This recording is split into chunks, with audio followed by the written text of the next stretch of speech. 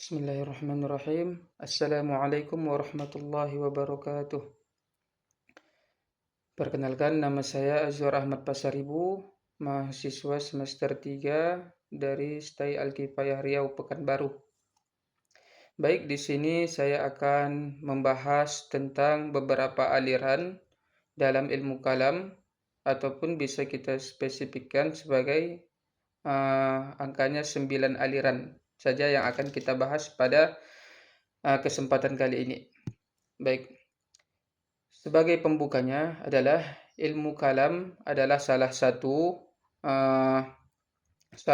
ilmu di dalam Islam, cabang ilmu di dalam Islam yang membahas tentang masalah akidah dengan pendekatan ataupun penggunaan rasional dan logis, yaitu masuk akal dan menggunakan pemikiran kita sendiri. Ilmu kalam ini tumbuh ataupun mulai berkembang pada saat setelah wafatnya Nabi Muhammad SAW, yang dimana pada saat itu umat Islam sedang menghadapi masalah konflik, yaitu bisa kita sebut konflik internal ada dan konflik eksternalnya juga ada.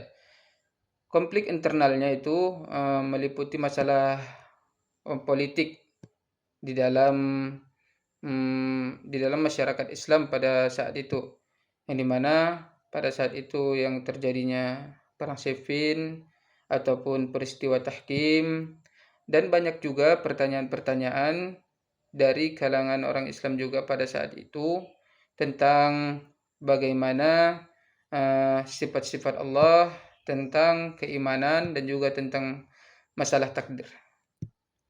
Nah, dan masalah eksternalnya yaitu sudah banyaknya ditemui ataupun bertemunya orang-orang Islam dengan filsafat Yunani, yang dimana filsafat Yunani ini bisa saja mempengaruhi pemikiran akal tentang kepada umat Islam itu sendiri. Baik, ilmu kalam ini lahir sebagai jawaban ataupun sebagai upaya untuk menjawab pertanyaan-pertanyaan tersebut yang kita sebutkan tadi. Dan setelah itu banyak juga pemikiran ataupun aliran-aliran, pemahaman-pemahaman dengan berbagai pandangan perspektif yang berbeda-beda, yang dimana di situ menunjukkan bahwasanya banyaknya pemikiran yang mencerminkan berbagai perspektif dan memahami akidah dan prinsip di dalam Islam itu sendiri. Baik, kita bahas saja. Adapun aliran yang pertama yaitu aliran Syiah. Mereka mengakui tokoh utama mereka itu, yaitu kaum Syiah itu mengakui tokoh utama ataupun pendirinya adalah Sayyidina Ali bin Abi Thalib. Dan tokoh penting dalam pengembangan teologi Syiah itu disebutkan yang bernama adalah Imam Ja'far As-Shadiq, dan teolog besar Syiah Imamiyah bernama Al-Mufid dan Al-Tusi. Ajaran dan ciri khas kaum Syiah ini yaitu Syiah Imamah, kepemimpinan harus berada di tangan Ahlul Bait, yaitu keluarga Nabi, yang dianggap memiliki otoritas ilahiyah. Keadilan Allah, mereka menekankan keadilan Allah itu mirip dengan Mu'tazilah. Nanti Mu'tazilah akan kita bahas setelah pada saat ini juga. Dan mereka menganggap cinta kepada Ahlul Bait yaitu sebagai dari keimanan. Nah, itulah beberapa ajaran dan ciri khas dari kaum ataupun aliran Syiah. Baik, yang kedua adalah aliran Khawarij,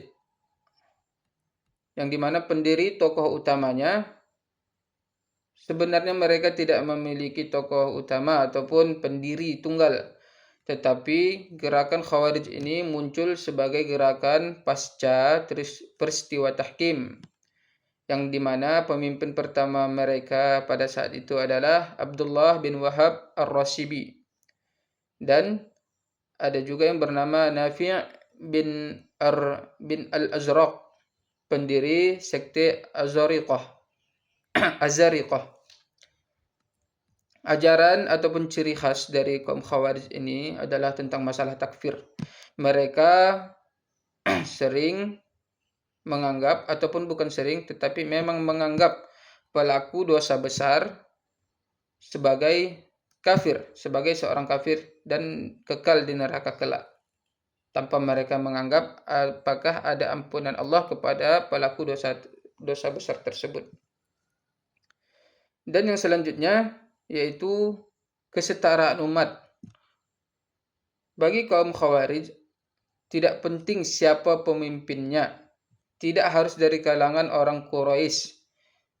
Siapa saja pemimpinnya asalkan sesuai dengan kriteria yang mereka inginkan, maka pemimpinnya bisa dijadikan pemimpin. Tidak harus dari golongan-golongan yang tertentu.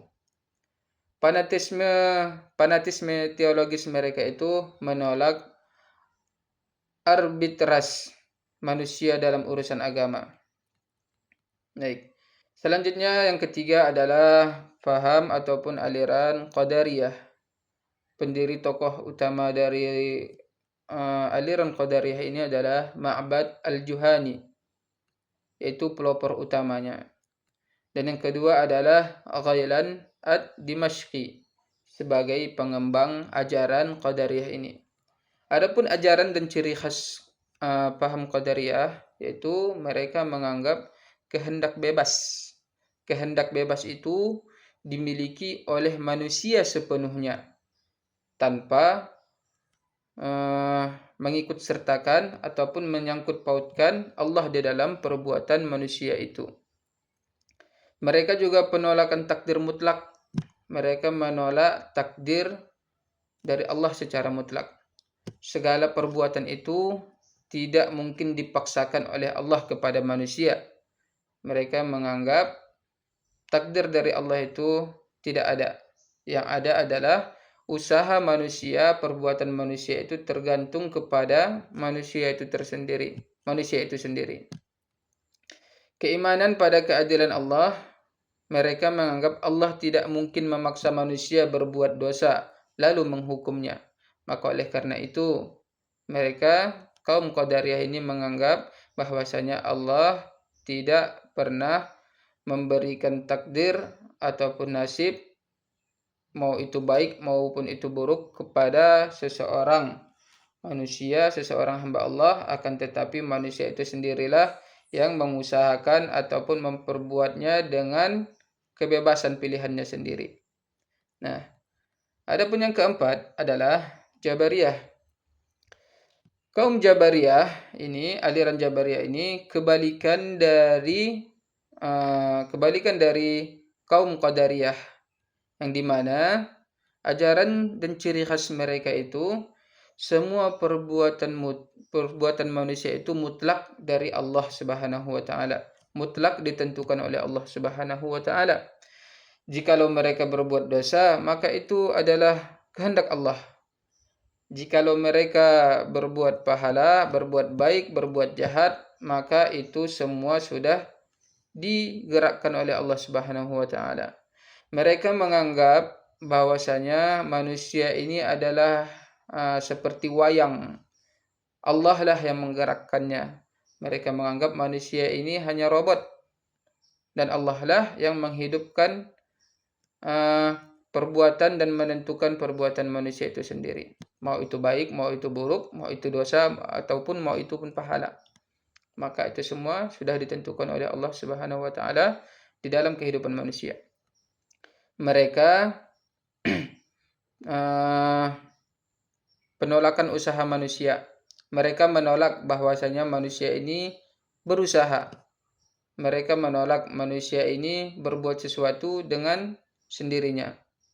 Yang seperti tadi, bahwasanya semua adalah sudah ditentukan oleh Allah Subhanahu wa taala pada hamba-hambanya ataupun pada manusia itu sendiri. Baik, yang kelima, adapun pendiri dari Jabariyah ini adalah tokoh utama adalah Jaham bin Safwan, yaitu pendiri utama, dan Al-Ja'ad bin Dirham itu adalah guru dari Jaham, yang pendiri tokoh Jabariyah tersebut. Baik, adapun yang kelima adalah aliran ataupun paham Murji'ah, yang dimana pendiri dan tokoh utamanya adalah Al-Hasan bin Ali bin Abi Thalib. Itu yang dianggap sebagai tokoh awalnya. Adapun pengembang konsep ajaran Murji'ah ini adalah yang bernama Yunus bin Maimun. Ajaran dan ciri khas Murji'ah yaitu penangguhan hukuman, tidak mengkafirkan pelaku dosa besar, akan tetapi mereka menyerahkan hukumannya kepada Allah Subhanahu wa taala di akhirat kelak ataupun di hari kiamat nanti. Maka ini kebalikan daripada kaum Khawarij, yang dimana mereka tadi kaum Khawarij menganggap pelaku dosa besar itu sebagai orang kafir yang keluar dari Islam. Kalau Murji'ah tidak, mereka menyerahkan semua pelaku dosa besar itu kepada Allah di hari kiamat nanti. Dan mereka meyakini iman itu cukup diyakini di dalam hati. Tidak ada syarat mutlak menjadikan amal adalah gambaran dari orang-orang yang beriman. Mereka juga menghindari ekstremisme seperti kaum Khawarij tadi, yaitu suka mengkafirkan dan tidak menganggap ada ampunan bagi orang-orang yang melakukan dosa besar, kecuali orang itu bertobat di akhir hayatnya. Baik, yang keenam adalah aliran Mu'tazilah. Ini pendirinya dan tokoh utamanya adalah Wasil bin Atha, Amr bin Ubaid, tokoh besar Mu'tazilah, dan Abul Huzail al-Allaf, pengembang utama rasionalisme Mu'tazilah. Adapun ajaran dan ciri khasnya yaitu al-usul al-khamsah, yaitu 5 prinsip: tauhid, keadilan Allah, janji dan ancaman, dan posisi tengah bagi pelaku dosa besar, dan amar ma'ruf nahi mungkar. Rasionalisme mereka menekankan penggunaan akal dalam memahami agama dan membelakangkan wahyu. Jikalau wahyu itu tidak sesuai dengan akal, maka mereka menolaknya. Penolakan sifat Allah, mereka menolak sifat Allah yang menyerupai makhluk. Nah, dan jikalau ada wahyu yang mengatakan bahwasanya Allah itu punya tangan ataupun Allah itu mempunyai wajah, mereka menolaknya tanpa mereka mentakwil ataupun menganggap bahwasanya berbedanya wajah Allah dengan wajah makhluk, berbedanya tangan Allah dengan tangan makhluk. Mereka menolak hal tersebut. Adapun yang ketujuh adalah Asy'ariyah, kaum Asy'ariyah, aliran Asy'ariyah, yang dimana pendiri ataupun tokoh utamanya adalah Abul Hasan al-Asy'ari, itu adalah pendiri utamanya. Dan Al-Baqillani, pengembang teologi Asy'ariyah, dan Imam Al-Ghazali, tokoh terkemuka yang memadukan Asy'ariyah dengan tasawuf. Ajaran dan ciri khas kaum ataupun paham Asy'ariyah yaitu menggabungkan teks wahyu dan akal. Kasab yaitu usaha.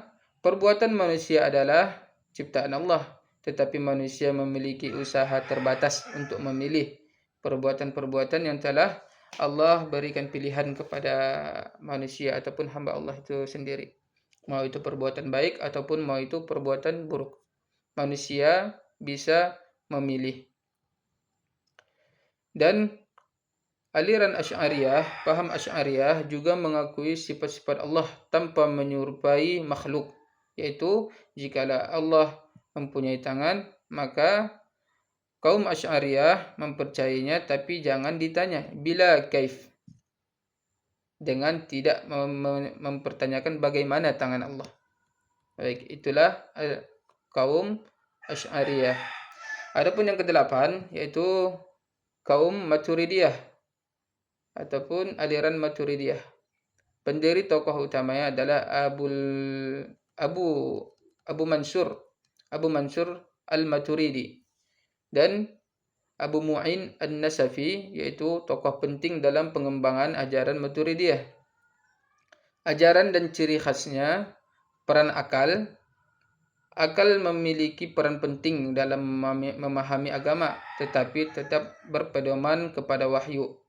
Perbuatan manusia itu manusia yang mengusahakannya, tetapi hasil tetap dalam kehendak Allah. Dan mereka juga mengkaji sifat Allah, yaitu mirip dengan Asy'ariyah, tetapi lebih banyak menekankan akal. Nah, ajaran Maturidiyah dan Asy'ariyah ini juga sering banyak persamaan dan cuma memiliki sedikit perbedaan, yaitu tentang akal dan wahyu. Adapun yang kesembilan adalah kaum Salafi ataupun orang Salafi yang dulu pernah juga disebut dengan Salafi Wahabi.